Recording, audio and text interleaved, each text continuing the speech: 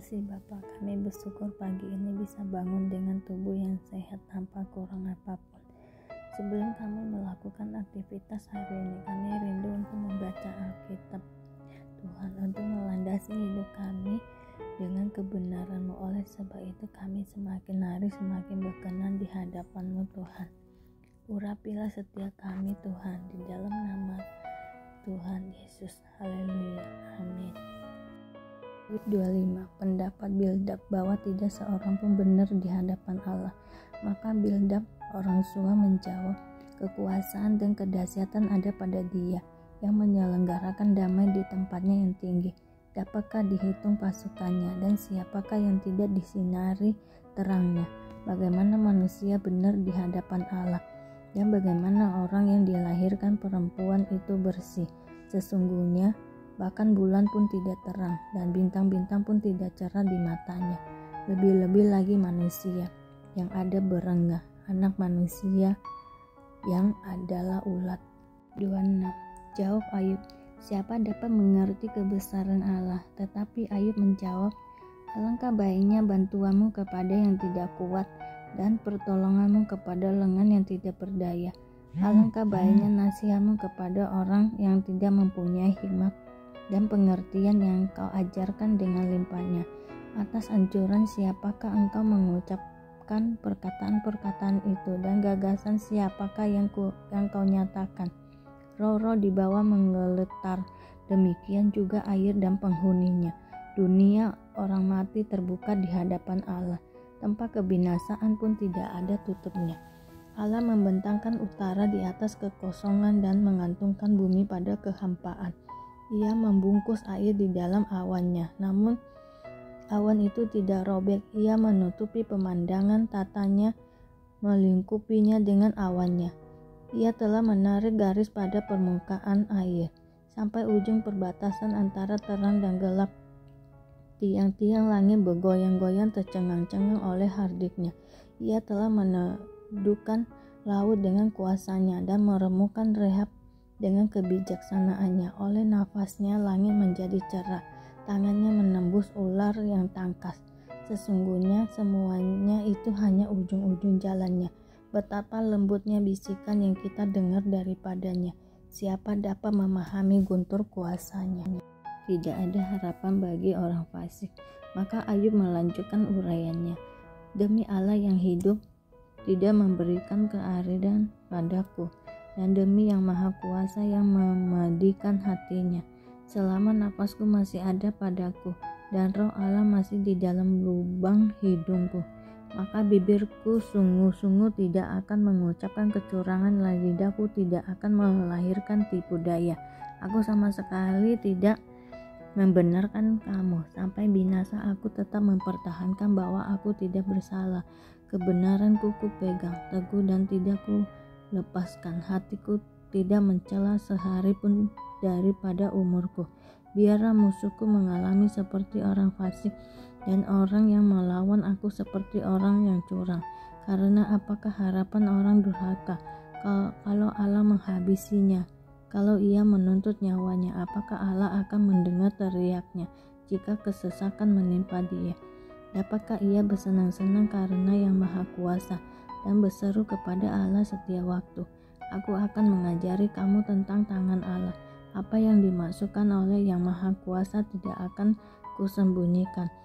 Sesungguhnya kamu sekalian telah melihatnya sendiri. Mengapa kamu berpikir yang tidak-tidak? Inilah bagian orang fasik yang ditentukan Allah, dan milik pusaka orang-orang zalim yang mereka terima dari yang maha kuasa.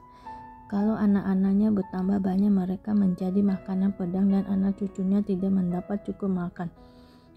Siapa yang luput daripadanya akan turun ke kubur karena wabah, dengan tidak ditangisi oleh janda mereka. Jikalau ia menimbun uang seperti debu banyaknya, dan menumpuk pakaian seperti tanah liat, sekalipun ia menumpukannya, namun orang benar yang akan memakainya, dan orang yang tidak bersalah yang akan membagi-bagi uang. Ia mendirikan rumahnya seperti sarang laba-laba, seperti gubuk yang dibuat penjaga. Sebagai orang kaya ia membaringkan diri, tetapi tidak dapat ia menggulanginya. Ketika ia membuka matanya, maka tidak ada lagi semuanya itu. Kedahsyatan mengejar dia seperti air bah. Pada malam hari ia terbangkan badai, angin timur mengangkatnya, lalu lenyaplah ia. Dia dilemparkannya dari tempatnya. Dengan tak kenal belas kasihan Allah melempari dia. Dengan cepat ia harus melepaskan diri dari kuasanya. Oleh karena dia orang bertepuk tangan dan bersuit-suit karena dia dari tempat kediamannya. Di 10 ayat 1-20. Yesus memanggil ke-12 rasul. Yesus memanggil ke-12 rasul, ke-12 muridnya dan memberi kuasa kepada mereka untuk mengusir roh-roh jahat dan untuk melayamkan segala penyakit dan segala kelemahan. Inilah nama ke-12 rasul itu. Pertama Simon yang disebut Petrus dan Andreas saudaranya, dan Yakobus anak Zebedeus dan Yohanes saudaranya, Filipus dan Bartolomeus, Thomas dan Matius pemungut cukai, Yakobus anak Alfeus dan Tadeus, Simon orang Zealot dan Yudas Iskariot yang mengkhianati dia. Yesus mengutus ke-12 rasul. Ke-12 murid itu diutus oleh Yesus dan ia berpesan kepada mereka, janganlah kamu menyimpang ke jalan bangsa lain atau masuk ke dalam kota orang Samaria, melainkan pergilah kepada domba-domba yang hilang dari umat Israel. Pergilah dan beritakanlah kerajaan sorga sudah dekat. Sembuhkanlah orang sakit, bangkitkanlah orang mati, tahirkanlah orang kusta, usirlah setan-setan. Kamu telah memperolehnya dengan cuma-cuma, karena itu berikanlah pula dengan cuma-cuma. Janganlah kamu membawa emas atau perak atau tembaga dalam ikat pinggangmu. Janganlah kamu membawa bekal dalam perjalanan. Janganlah kamu membawa baju 2 helai, kasut atau tongkat, sebab seorang pekerja patut mendapat upahnya. Apabila kamu masuk kota atau desa, carilah di situ seorang yang layak dan tinggallah padanya sampai kamu berangkat. Apabila kamu masuk rumah orang, berilah salam kepada mereka. Jika mereka layak menerimanya, salammu itu turun ke atasnya. Jika tidak, salammu itu kembali kepadamu. Dan apabila seorang tidak menerima kamu dan tidak mendengar perkataanmu, keluarlah dan tinggalkanlah rumah atau kota itu dan kebaskanlah debunya dari kakimu. Aku berkata kepadamu, sesungguhnya pada hari penghakiman tanah Sodom dan Gomora akan lebih ringan tanggungannya daripada kota itu. Penganiayaan yang akan datang dan pengakuan akan Yesus. Lihat, aku mengutus kamu seperti domba ke tengah-tengah serigala, sebab itu hendaklah kamu cerdik seperti ular dan tulus seperti merpati. Tetapi waspadalah terhadap semua orang, karena ada yang akan menyerahkan kamu kepada majelis agama, dan mereka akan menyesak kamu di rumah ibadatnya. Dan karena aku, kamu akan digiring ke muka penguasa-penguasa dan raja-raja sebagai suatu kesaksian bagi mereka dan bagi orang-orang yang tidak mengenal Allah. Apabila mereka menyerah kamu, janganlah kamu khawatir akan bagaimana dan akan apa yang harus kamu katakan, karena semuanya itu akan dikaruniakan kepadamu pada saat itu juga, karena bukan kamu yang berkata-kata melainkan Roh Bapamu, Dia yang akan berkata-kata di dalam kamu. Terima kasih Bapa, terima kasih Tuhan untuk pagi ini. Doa Bapa kami yang ada di surga, dikuduskanlah namamu, datanglah kerajaanmu, jadilah kehendakmu di bumi seperti di surga. Berikanlah kami pada hari ini makanan kami yang secukupnya, dan ampunilah kami akan kesalahan kami, seperti kami juga mengampuni orang yang bersalah pada kami.